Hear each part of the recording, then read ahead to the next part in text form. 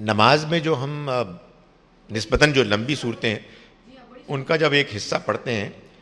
تو ظاہر ہے کہ ہم پوری صورت تو نہیں پڑھتے، تو اس کا جب ہم ایک حصہ پڑھتے ہیں تو اس کو کیسے ہم منتخب کریں، خاص طور پر اس لیے کہ اس کے مضامین میں تو تنوع ہے، ایک مضمون سے دوسرا شروع ہو جاتا ہے، تو اس کے بارے میں کیا اصول ہے کہ جس کو اختیار کیا جائے؟ دیکھیں یہ بہت اچھی بات ہے کہ جب ہم نماز پڑھیں تو ہم اس بات کا اہتمام کریں کہ ہم اللہ کے حضور میں اس کے کلام کا وہ حصہ، اتنا حصہ تو پڑھیں کہ جو مل کر ایک مکمل پیغام دے، اور ظاہر ہے کہ وہ طوالت میں بھی ایک خاص اس کا والیوم حجم ہونا چاہیے، اور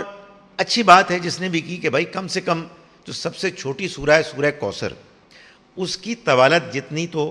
آپ کی تلاوت ہونی چاہیے، اس لیے کہ ظاہر ہے کہ یہ تو کوئی بات نہ ہوئی کہ آپ کہیں یہ والعصر اور پھر اللہ اکبر کہہ دیں، تو کچھ نہ کچھ تو ہونا چاہیے نا، تاکہ وہ کچھ طویل بھی ہو نمبر ون، اور کچھ اس میں مضمون بھی مکمل ہو جائے۔ شاید یہی وجہ ہے کہ ہمارے ہاں علماء نے اللہ تعالیٰ نے نہیں، اس کا اہتمام کیا کہ قرآن مجید کو رکوعوں میں تقسیم کر دیا۔ رکوع کا بھی آئیڈیا یہی ہے کہ آپ ایک رکعت میں اتنی آیات تو پڑھ ہی لیں، کیونکہ اس میں ایک کائنڈ آف مکمل ایک بات کر دی گئی ہے، اور اس کو جب آپ پڑھیں گے تو ایسا نہیں ہوگا کہ آپ نے کوئی ادھوری بات کر دی، جو اس میں کوئی شک نہیں کہ جب کوئی پڑھتا ہے اور ادھوری بات کرتا ہے تو آدمی کو تکلیف ہوتی ہے، کیونکہ قرآن مجید میں آپ کو معلوم ہے کہ شرط اور جواب شرط ہوتی ہے، تو شرط اور جواب شرط دونوں مل کر ایک بات کو مکمل کرتے ہیں۔ میں کہتا ہوں کہ میں جملہ بول رہا ہوں کہ میں جب 3:45 یہاں داخل ہوا ہے اس کمرے میں،